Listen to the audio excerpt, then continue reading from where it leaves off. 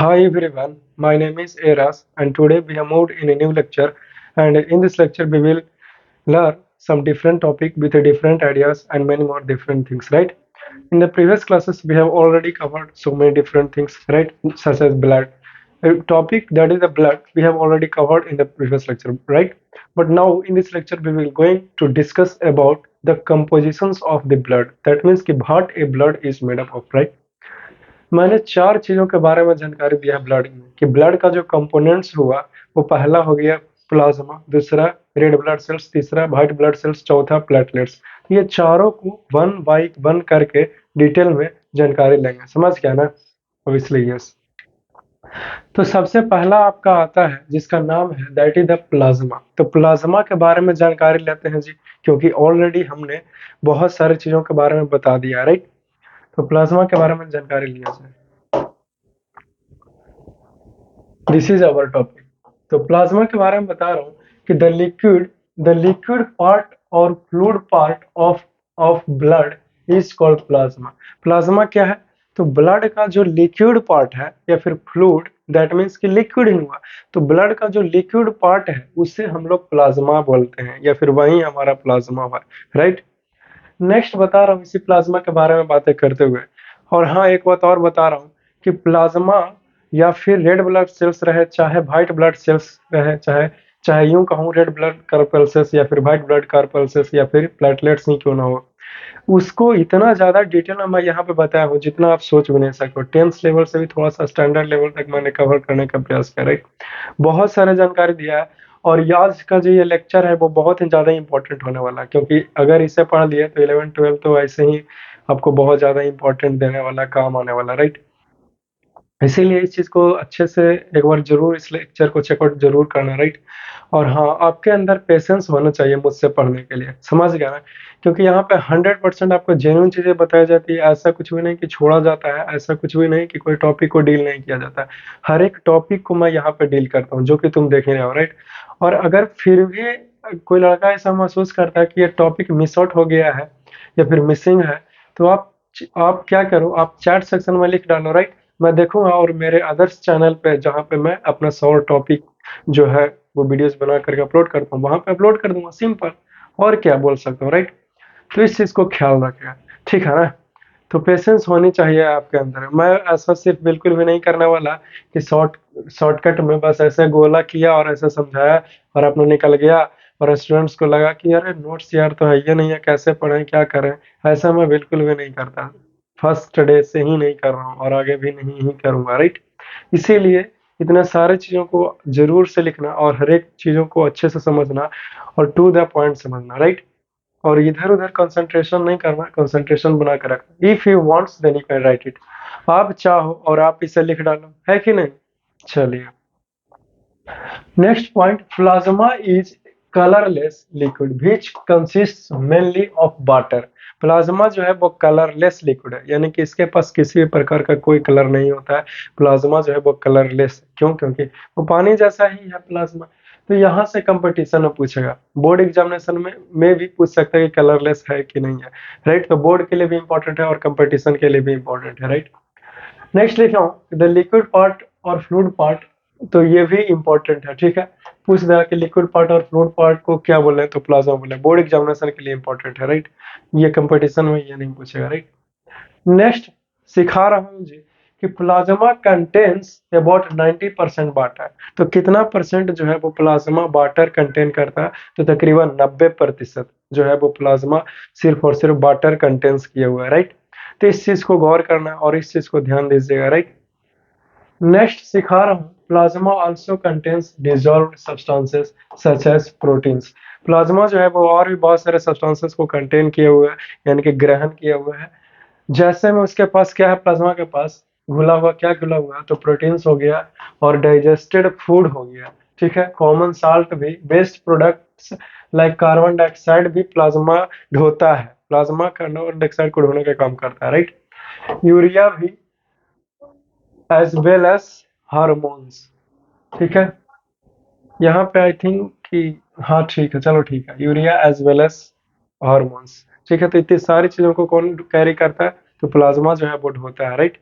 तो इस पॉइंट को भी याद रखना, ठीक है ना।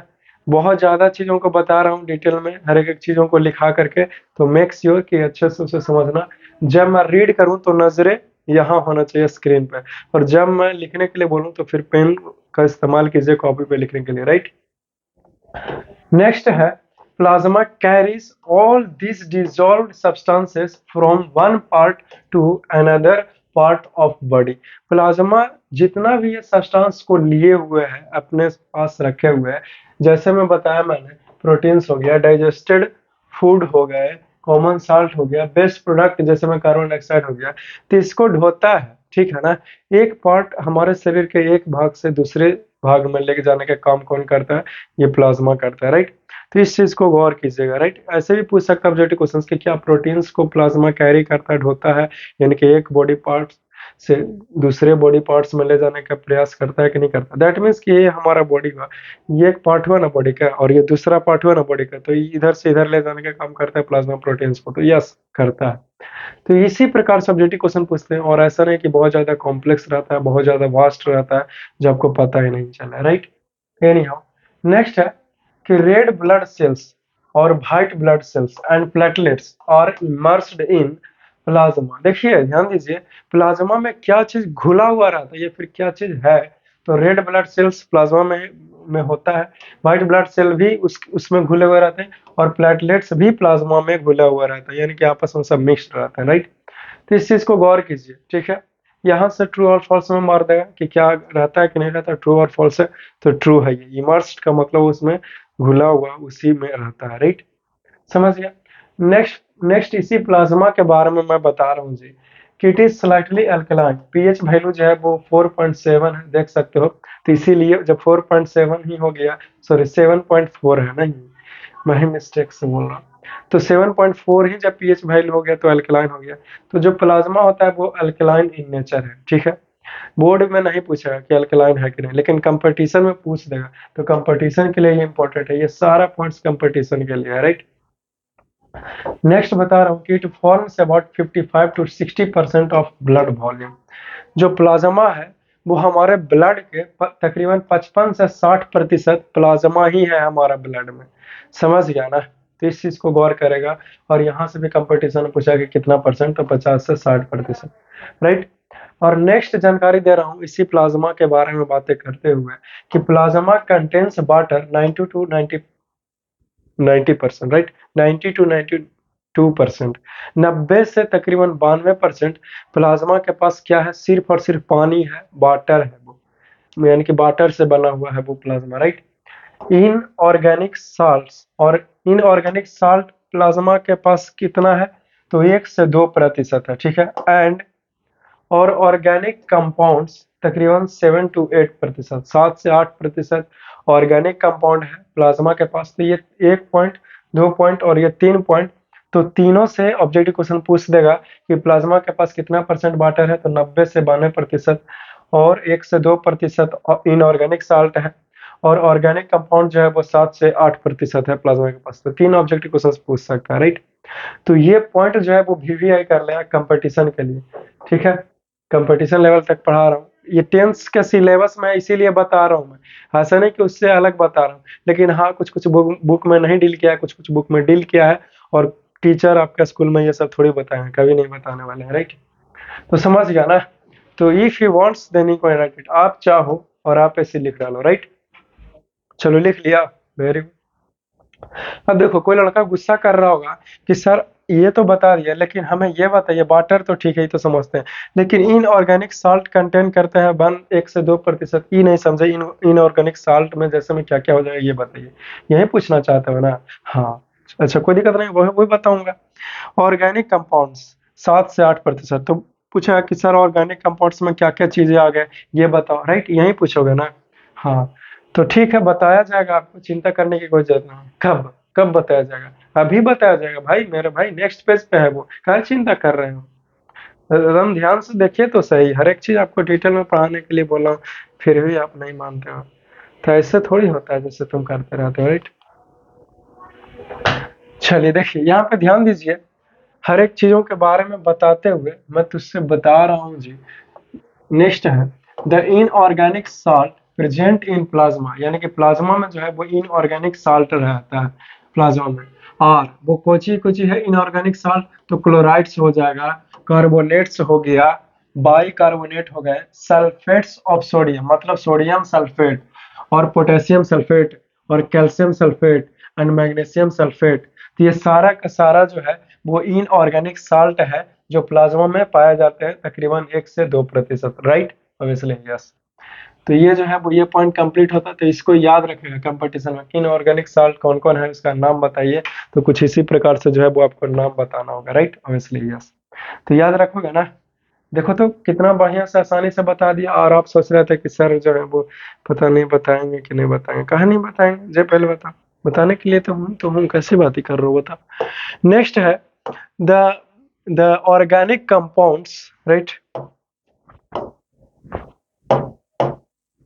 द ऑर्गेनिक कंपाउंड्स में क्या क्या हो जाएगा, प्रेजेंट इन प्लाज्मा, प्लाज्मा में प्रेजेंट होता है, प्रेजेंट इन प्लाज्मा, और वो क्या क्या हो जाएगा, तो इन ऑर्गेनिक नहीं ना, ऑर्गेनिक कंपाउंड्स प्रेजेंट रहता है प्लाज्मा में, ऑर्गेनिक कंपाउंड्स रहते हैं, तो वो क्या क्या हो जाएंगे, वो क्या क्या रहते हैं, तो प्रोटीन्स, प्लाज्मा प्रोटीन्स रहता है, प्लाज्मा प्रोटीन्स, प्रोटीन्स यहाँ पे ब्रैकेट होएंगे, समझ गया ना, यहाँ पे ब्रैकेट होएगा, ये गलती से 9 लिखा गया, मेनली वो क्या क्या हो जाएगा, तो मेनली एल्बुमिन एक प्रोटीन है एक प्रकार के, ग्लोब्यूलिन प्रोटीन है, फाइब्रिनोजेन ये भी एक प्रोटीन है एक प्रकार का, ठीक है। तो ये सारा प्रोटीन्स जो है वो प्लाज्मा में होता है, राइट।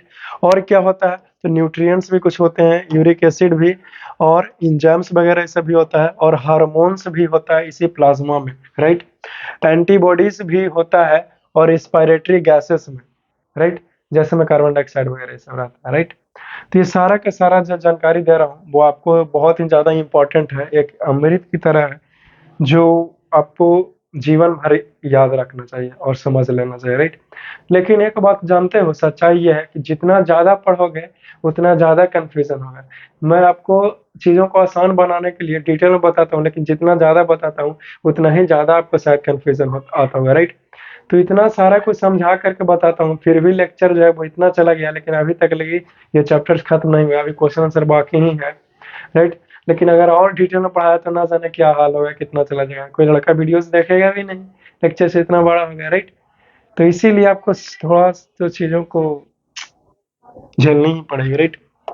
एनी हाउ, नेक्स्ट है कि इन ह्यूमंस हम जैसे मानवों में there are three in humans 3 types of blood corpuscles are found in plasma. और हम मानवों की बात करें तो हम मानव में यानी कि ह्यूमन बींग्स में तकरीबन 3 प्रकार के ब्लड कार्पल्सेस पाए जाते हैं या फिर ब्लड सेल्स पाए जाते हैं। तो वो कौन कौन से हैं, तो पहला का नाम है दैट इज द आरबीसी यानी कि रेड ब्लड कार्पल्सेस, और दूसरा का नाम है डब्ल्यूबीसी यानी कि व्हाइट ब्लड कार्पल्सेस, राइट। और तीसरा का नाम है प्लेटलेट्स, प्लेटलेट्स को थ्रोम्बोसाइट्स भी कहते हैं, राइट, ठीक है ना, समझ गए। प्लेटलेट्स बोले तो थ्रोम्बोसाइट्स, राइट, थ्रोम्बोसाइट्स बोले तो प्लेटलेट्स, राइट। तो ये 3 है जो ब्लड कार्पल्सेस पाए जाते हैं हम ह्यूमन बींग्स में, जो कि बहुत ही ज्यादा इंपॉर्टेंट है। तो ये तीनों के बारे में भी जानकारी लेंगे, राइट। तो प्लाज्मा जो है वो ये चीजों को कंटेन किए हुए रहता है, 3 types are found in the plasma membrane में, ये तीनों होता ही है। और वैसे भी अलग से भी पढ़ना था, red blood, white blood, platelets वगैरह, इसीलिए तो #2 करके दिया हूँ, राइट। तो इस चीज को याद रखिएगा और इस चीज को गौर कीजिए, राइट। लिखा हूँ,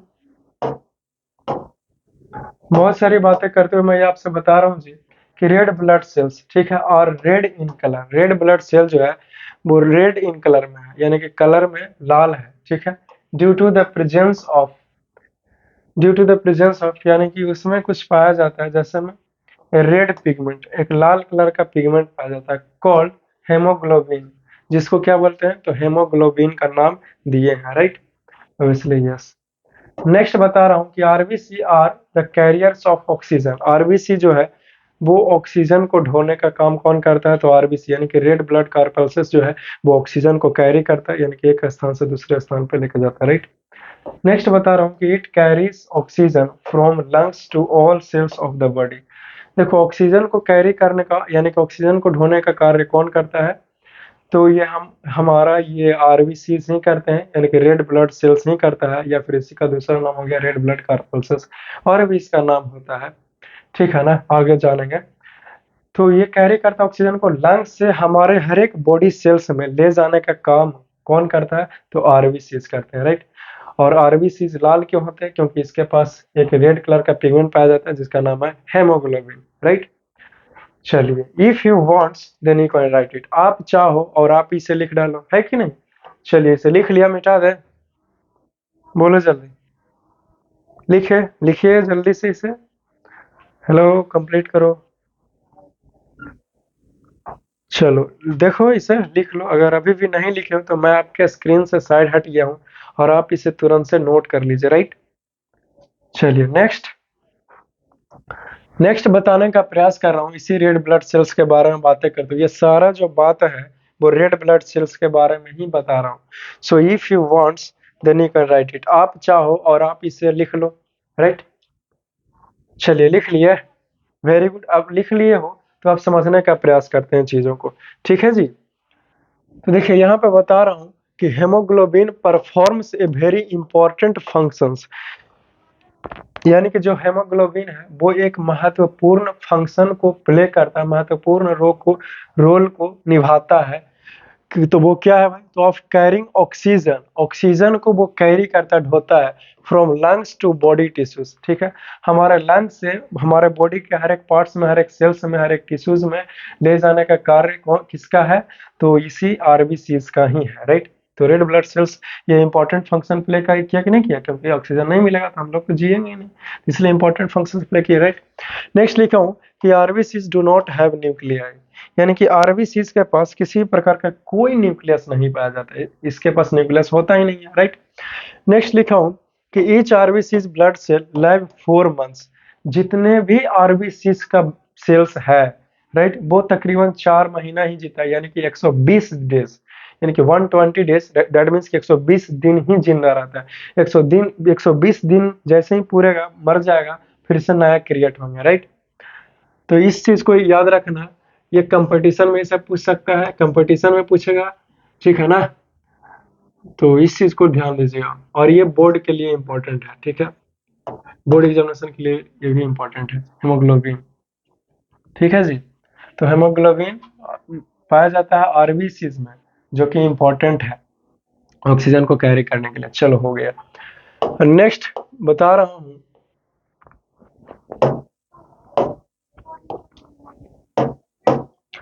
नेक्स्ट पॉइंट है कि one reason for the short life of red blood. देखिए, रेड ब्लड जो है वो तकरीबन 4 महीने में ही मर गया, तो बहुत ज्यादा दिन का लाइफ स्पैन इसका है नहीं ना, है बहुत कम है। तो कोई लड़का हमसे ये सवाल करेगा कि आखिरकार ये इतना जल्दी, यानी कि 4 महीने के अंदर में ही ये क्यों मर गया सर, इसके पीछे का क्या कारण है?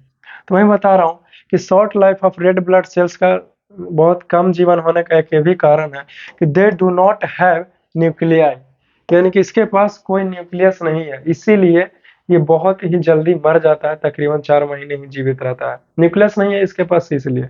तो ये एक कारण ये भी है इस, ठीक है। तो इस चीज को याद रखोगे, समझ गया ना।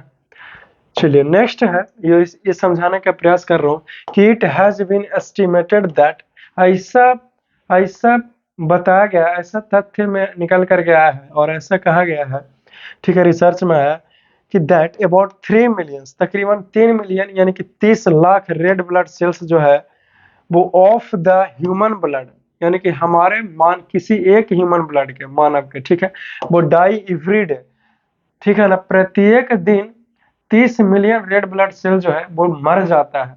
लेकिन 4 टाइम्स, लेकिन 30 मिलियन के 4 गुना ज्यादा रेड ब्लड सेल्स जो है वो बनते भी हैं।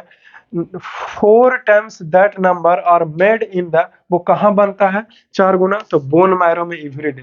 तकरीबन 3 मिलियन अगर मरता है तो 3 चौ 12 मिलियन डेली बनता भी है बोन मैरो में, समझ गया। इसीलिए चिंता करने की कोई जरूरत नहीं है, राइट। मरता है, मर जाने दो। चलिए, तो ये पॉइंट इंपॉर्टेंट रहा जी, और ये इसको से ये वैल्यू जो है वो कंपटीशन में पूछेगा तो बोल देना, राइट। आगे और भी लिखा हूँ, चिंता करने की कोई जरूरत नहीं है। देखिए, नेक्स्ट लिखा हूँ, so when we donate blood, इसीलिए जब हम लोग ब्लड को डिनोट करते हैं to save the life of a person, किसी भी पर्सन के जिंदगी को बचाने के लिए, देन तब क्या होता है, द लॉस ऑफ ब्लड, यानी कि ब्लड जो है अभी ऑब्वियसली लॉस करता है ना हमारे हमारे बॉडी से, from our body, can be made up very quickly, और वो जो लॉस हुआ ब्लड का वो तुरंत बन जा सकता है विथ इन ए डे, एक दिन में ही। आज 1 यूनिट ब्लड डिनोट करके आओगे ना, रात के सूत के उठे हुए बयान होकर के तैयार है ब्लड तुम्हारे शरीर में।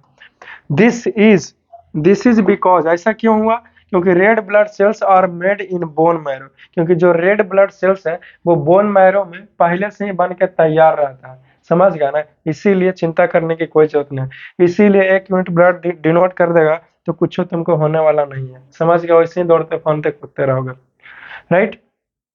चलिए अच्छी बात है, समझ गया। लेकिन फिर भी तकलीफ हो गई, क्यों, क्योंकि जो जिसका यूज नहीं होना था उसका यूज हो गया है, स्टोर वाला चीज को यूज हुआ, तो गोडाउन तो खाली होंगे ना, फिर गोडाउन को भरने में मेहनत लगेगा ना, इसलिए थोड़ा वो तकलीफ होता है, और कुछ भी नहीं, नथिंग एल्स। नेक्स्ट है द रेड ब्लड कार्पल्सेस और रेड ब्लड सेल्स और इरिथ्रोसाइट्स। देखिए, रेड ब्लड सेल्स और रेड ब्लड कार्पल्सेस और या फिर इरिथ्रोसाइट्स, तीनों एक ही नाम हुआ, एक ही चीज है, लेकिन इस सब कुछ कुछ पॉपुलर नाम हो, जैसे रेड ब्लड सेल पॉपुलर नाम है, इसी को ज्यादा लेते हैं। इरिथ्रोसाइट्स को क्यों क्यों बोल, इरिथ्रोसाइट्स बोले तो red blood sales, red blood sales बोले तो रेड ब्लड कार्पल्सेस, एक ही चीज है। और वो क्या है, तो आर बाई कॉनकेव, ठीक है, तो वो बाई कॉनकेव है, कुछ इस प्रकार से धसा हुआ है दोनों साइड से, नॉन न्यूक्लियट, इसके पास न्यूक्लियस वगैरह ये सब नहीं है, एंड डिस्क लाइक स्ट्रक्चर, एक डिस्क की तरह इसका स्ट्रक्चर है, किसका, तो इसी रेड ब्लड कार्पल्सेस का, यानी कि रेड ब्लड सेल्स का और इरिथ्रोसाइट्स का, समझ गए, किसी को कोई दिक्कत नहीं ना। चलो आगे बढ़ जाए, वेरी गुड। नेक्स्ट है haemoglobin is a respiratory pigment. Haemoglobin क्या है, तो एक रिस्पायरेटरी पिगमेंट है, मतलब काहे कह दिया रेस्पिरेटरी पिगमेंट, क्योंकि ये ऑक्सीजन को कैरी करता है, जो कि इंपॉर्टेंट है रिस्पायरेशन के लिए। विच इज होगा, यहाँ पे डी हो गया, यहाँ पे एस कर लेना सभी को। Which is formed of an iron, जो किस चीज से बना है, तो आयरन से बना, आयरन यानी कि एफी से बना है, ठीक है ना, लोहा लकड़ा वाला ना समझ लेना, ठीक है ना। आयरन एक होता है जो हमारे लिए इंपॉर्टेंट है, लोहा थोड़ी रहेगा शरीर में, उसके गुण वगैरह सब समझा करो। कंटेनिंग पार्ट, कंटेनिंग पार्ट, ठीक है ना, तो पिगमेंट ये होता है हेमोग्लोबिन का, आयरन से बना हुआ, ठीक है। Containing part known as haem, ठीक है, तो हेमोग्लोबिन का ऐसा पार्ट जो आयरन को कंटेन किए हुए है, तो उस पार्ट को हीम पार्ट का नाम दिए हैं, यहाँ पे अर्थी में कर लीजिए, ठीक है ना, हीम बोले, ठीक है, समझ गया। And A protein part called globin, और एक प्रोटीन पार्ट है जिसको हमने ग्लोबिन बोल दिया, और हेमोग्लोबिन का ऐसा पार्ट जो प्रोटीन कंटेन किया हो, तो उसको ग्लोबिन नाम दिया, तभी तो बना हेमोग्लोबिन, यानी कि आयरन और ग्लोबिन से बना हुआ ये चीज है, प्रोटीन से बना हुआ चीज, आयरन और प्रोटीन से बना हुआ चीज है हेमोग्लोबिन, राइट। तो इस चीज को जल्दी से लिखो भाई, चलो इसे लिख लो, कुछ भी रह ना जाए, समझ गया ना। लिखने में कोई कमी नहीं करनी चाहिए आपको, क्योंकि मैंने ऑलरेडी लिखा रखा है, जब हम लिख सकते हैं तुम कहा नहीं लिख सकता जी, ये पहले बताओ, बोलिए तकलीफ है लिखने में, इसे जल्दी से लिखो।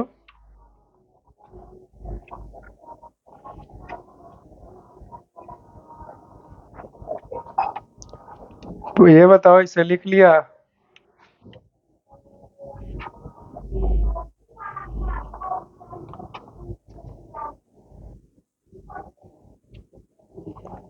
चलो ठीक है, वेरी गुड, मुझे यकीन है कि आप लिख लिया होगा तुमने इसे, राइट। ठीक है, आगे बढ़ते हैं, तो क्या दिक्कत है, कोई दिक्कत नहीं। चलो यहाँ पे ध्यान दो, राइट, यहाँ पे कुछ चीजें हैं, कुछ बातें हैं जो मैं तुझसे समझाना चाहता हूँ। देखिए, इसी इसी रेड ब्लड कार्पल्सेस के बारे में बातें करते हुए ये सारा बात, so if you wants then you can write it, आप चाहो और आप इसे लिख सकते हो, पहले इसे लिख सकते हो, फिर जा करके हम जो है वो कुछ नया नया बातें को बताऊंगा, समझ गया ना। जब तक लगी मैं कुछ देख लेता हूँ, कुछ खोज रहा हूँ, मिले तब तो।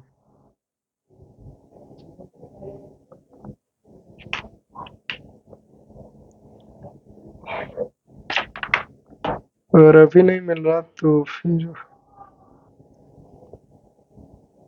आप लोग जब तक लगे लिखो इसे।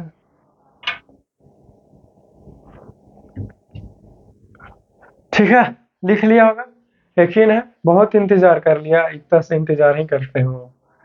नेक्स्ट है कि it carry oxygen in the form of oxy haemoglobin. और हेमोग्लोबिन जो है वो ऑक्सीजन को कैरी करता है, लेकिन किस रूप में करता है, तो ऑक्सी हेमोग्लोबिन के रूप में करता है, from lungs to the capillaries. ठीक है, कैपिलरीज, लंग्स से लेकर के कैपिलरीज में ये ऑक्सीजन को ले जाने के काम कौन करता है, तो हेमोग्लोबिन ही करता है।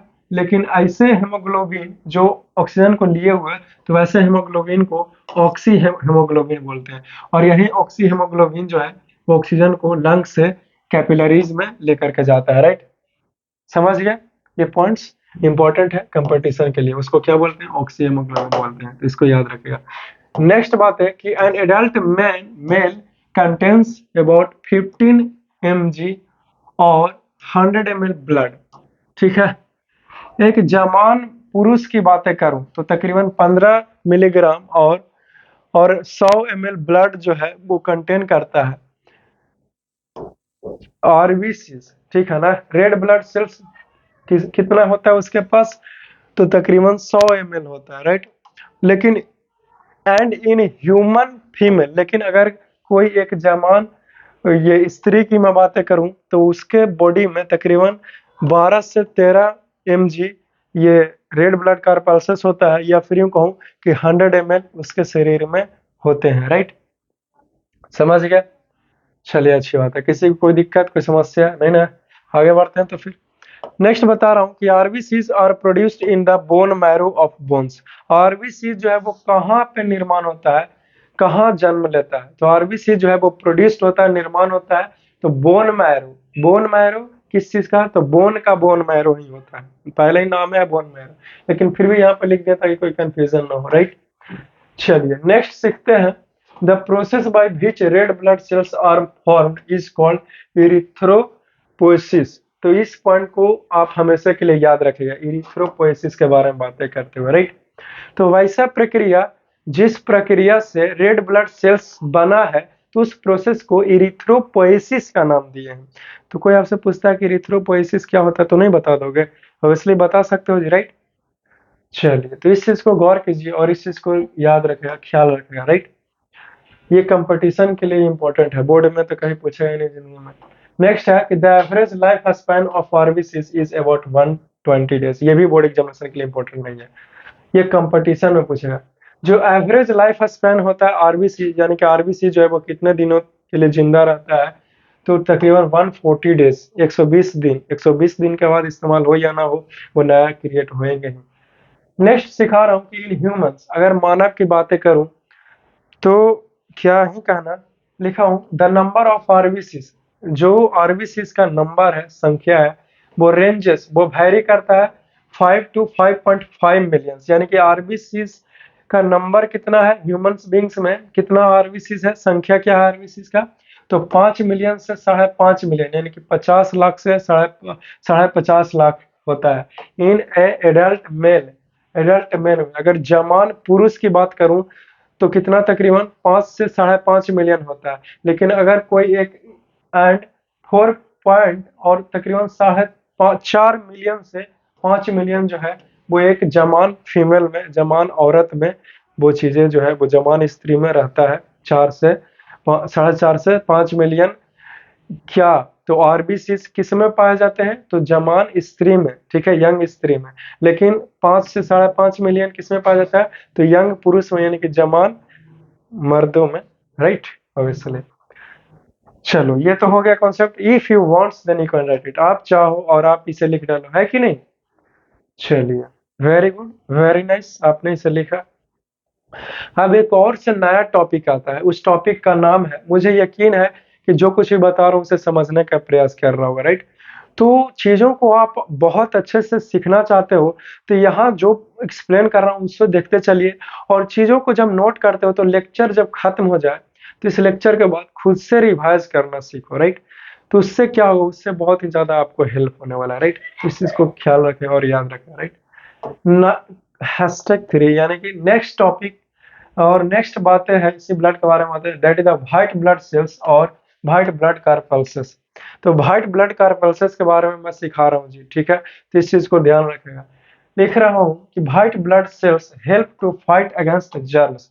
जो व्हाइट ब्लड सेल है वो वो जर्म से लड़ने में मदद करता है, ठीक है ना। कोई भी बीमारियों से लड़ने में मदद करता है ये हमारा व्हाइट ब्लड सेल्स।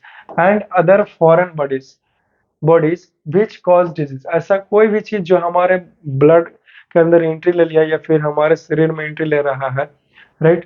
तो ब्लड में जब एंट्री ले रहा है तो फिर ये WBC से एक्टिवेट होगा और फिर उसको मारने का काम करेगा। ऐसा कोई भी चीज जो हमारे बॉडी में नुकसान देने के लिए पहुंच रहा है उसको हराएगा, जर्म्स वगैरह सबको मार डालेगा। कौन? WBC, right. अब बच गया तो फिर हमें बीमारी कर देगा, सिंपल सी तो बात है, अजीब हाल किया हुआ। नेक्स्ट लिख रहा हूँ, सम WBCs can eat up germs like bacteria. कुछ WBC जो है वो बैक्टीरिया वगैरह को ईट कर लेगा, यानी कि खा पी जाएगा, राइट।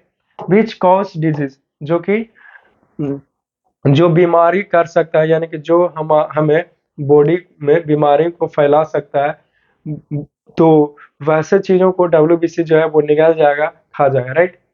नेक्स्ट बता रहा हूँ कि अदर WBCs मेक केमिकल्स, लेकिन कुछ कुछ WBCs ऐसे भी होते हैं जो केमिकल्स का निर्माण करता है, जैसे में एंटीबॉडीज बनाता है।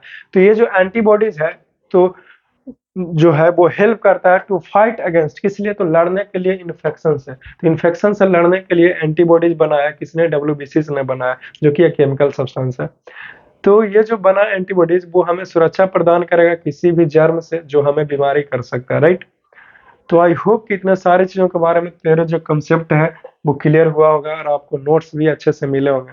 सो if you wants then you can write it, आप चाहो और आप इसे लिख डालो, है कि नहीं। चलिए, आपने चाहा और आपने इसे लिखा, वेरी गुड, वेरी नाइस। इससे अच्छी बात और क्या हो सकती है, राइट। चलिए आगे बढ़ता हूँ तो फिर, राइट, आगे बढ़ सकते हैं, बोलो। चलिए next topic and the name of the top, नहीं अभी और ये इतना सारा जो बातें है वो इसी WBCs के बारे में ही मैं बातें किया हूँ, राइट। सिर्फ और सिर्फ WBCs के बारे में बातें किया हूँ। So if you wants then you can write it, आप चाहो और आप इसे लिख डालो, समझ गया ना। लिखने में कोई कमी नहीं होनी चाहिए, राइट। देखिए यहाँ पे ध्यान दीजिए कि क्या सिखाना चाहता हूँ। लिखा हूँ, in fact WBCs are called soldiers of the body. WBC जो है वो हमारे शरीर का सोल्जर्स कहा गया है, यानी कि बॉडीगार्ड बोला गया उसको, राइट। ये आर्मी है, रक्षक है हमारे शरीर का। कौन? WBCs। काहे बोला गया, बता रहा हूँ। दिस इज बिकॉज, ऐसा इसलिए क्योंकि they protect the body from the attack of disease, क्योंकि वो हमारे शरीर को सुरक्षित करता है from the attack of disease, बीमारी किसी भी प्रकार का बीमारी हमारे बॉडी में ना हो जाए उससे लड़ता है, उससे बचाता है, हमें सुरक्षित प्रदान करता है। तो इसीलिए इसको सोल्जर नहीं बोलेंगे जी, तो इसलिए बोलेंगे कॉजिंग जर्म।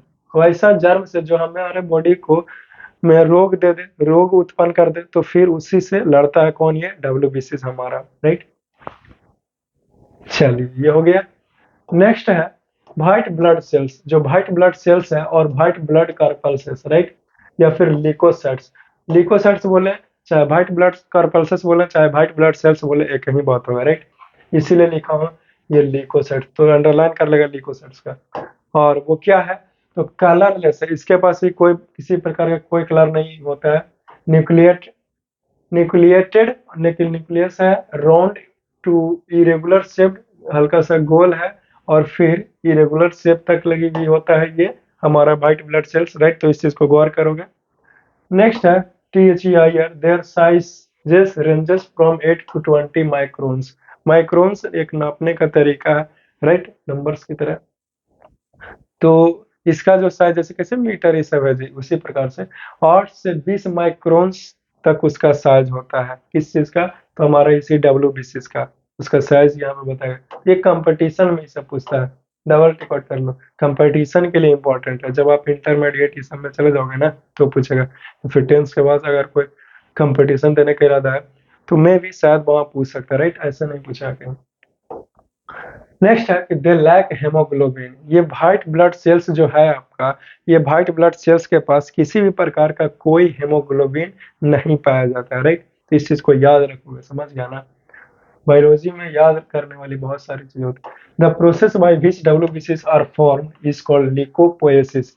वैसा प्रक्रिया, जिस प्रक्रिया का इस्तेमाल करके या फिर जिस प्रोसेस से डब्ल्यूबीसीज का निर्माण हो जाए, बन जाए, तो उसी प्रोसेस को हम लोग क्या बोलते हैं, लिकोपोएसिस बोलते हैं, राइट।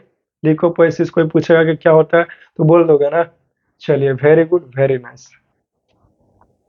अब देखिए आगे बता रहा हूँ कि इन ह्यूमन, अगर मानवों की बात करूं तो द नॉर्मल रेंज ऑफ डब्ल्यूबीसीज is 5000 to 8000 per ml of blood.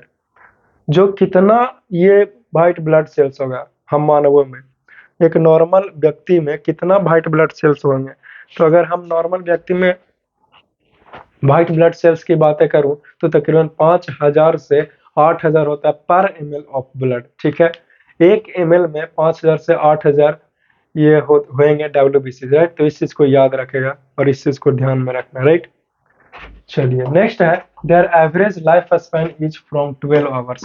तकरीबन इसका जो एवरेज लाइफ स्पैन है वो 12 घंटे ही रहते हैं, यानी कि 12 घंटे के बाद स्वाहा, खत्म, मर जाएगा। या फिर कुछ कुछ ऐसे भी होते हैं डब्ल्यूबीसी, वो कुछ कुछ और दिनों के लिए जी जाते हैं, ठीक है, 1 दिन 2 दिन भी जी जाता है कोई कोई। नेक्स्ट है, the main function of WBC is to fight against infection. सबसे बड़ा और मेन रोल क्या है डब्ल्यूबीसी का, हमारे बॉडी में क्यों है डब्ल्यूबीसी, राइट। तो इस प्रश्न का उत्तर है कि डब्ल्यूबीसी, इसलिए यहाँ पे डबल टी हो गया, सिंगल टी ही लिख दिया, तो यो टू है, ठीक है। इसलिए है ताकि वो हमारे कोई भी इन्फेक्शन होता है हमारे शरीर में तो उससे सुरक्षित प्रदान कर सकते, उससे सुरक्षा प्रदान कर सकता है ये डब्ल्यूबीसी, राइट। देयर बाय, इसीलिए प्रोवाइडिंग प्रोटेक्शन फ्रॉम डिजीज, इसका यही काम है, इसीलिए हमको सुरक्षा प्रदान करेगा। टीचर के काम है पढ़ाना, इसीलिए स्टूडेंट बोल रहा है कि टीचर के काम है पढ़ाना, इसीलिए मास्टर हमको पढ़ा रहा है, राइट। इसे मैं आपको पढ़ा रहा हूँ कि नहीं पढ़ा रहा हूँ, खैर मेरा तो क्या ही कहना है कि नहीं। नेक्स्ट लिखा हूँ, the main types of डब्ल्यूबीसीज are as follows. डब्ल्यूबीसीज का कुछ प्रकार है, तो क्या क्या प्रकार है, कितने प्रकार के डब्ल्यूबीसीज है, तो तकरीबन 2 प्रकार के, ग्रेन्युलोसाइट्स और एग्रेन्युलोसाइट्स। 2 प्रकार हुआ डब्ल्यूबीसीज का, ग्रेन्युलोसाइट्स एंड एग्रेन्युलोसाइट्स। तो इसे याद रखोगे ना, भूलोगे तो नहीं ना, याद रखोगे ना, पक्का याद रखना, राइट। चलिए, if you wants then you can write it. आप चाहो और आप इसे लिख डालो, राइट। चलो लिखो इसे तुरंत से, चलो इसे लिख लिया, लिखिए इसे तुरंत लिखिए, हेलो, चलो लिखो इसे।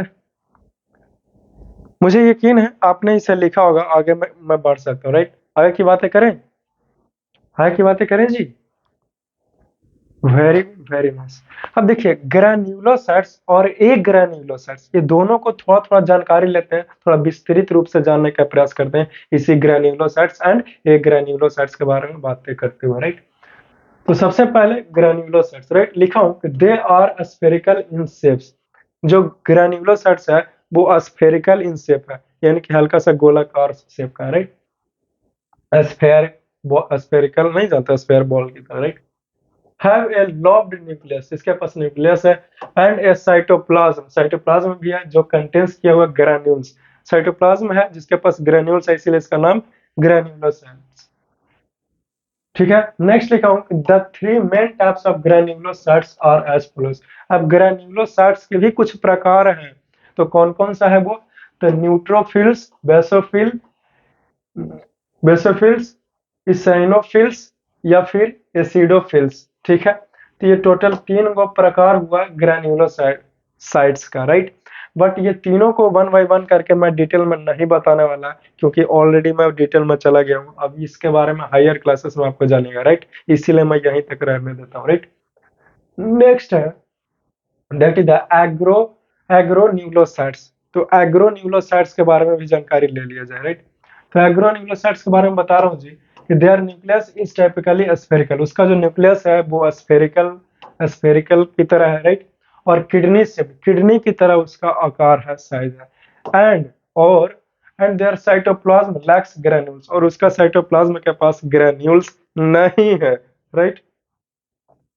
नेक्स्ट है the two types of granulocytes. Granulocytes के भी प्रकार हैं, तकरीबन दो प्रकार के ग्रेन्युलोसाइट्स हैं और एज फॉलोज वो कुछ निम्नलिखित है। पहला है लिम्फोसाइट्स, दूसरा है मोनोसाइट्स। तो लिम्फोसाइट्स और मोनोसाइट्स जो है वो दो प्रकार हुआ, किसका, इसी ग्रेन्युलोसाइट्स के बारे में बातें करते हुए, राइट। चलिए, if you wants then you can write it, आप चाहो और आप इसे लिख डालो, है कि नहीं। चलिए, वेरी गुड, मुझे यकीन है कि आपने इसे लिखा होगा, राइट। अब देखिए, चौथा नंबर पे आता है दैट इज द प्लेटलेट्स, ठीक है जी।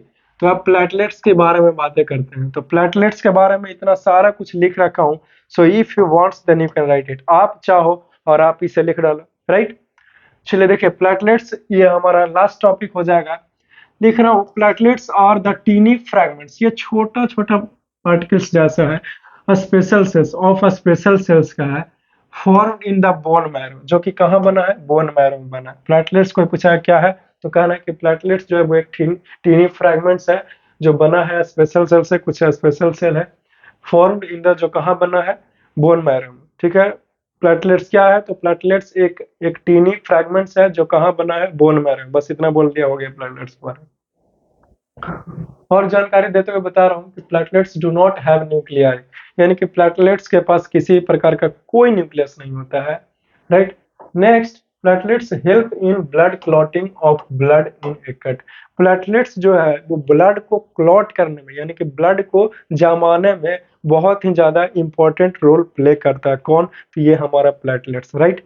तो प्लेटलेट्स के बारे में ये बहुत ही ज्यादा इंपॉर्टेंट चीज है, शॉकिंग चीज नहीं है।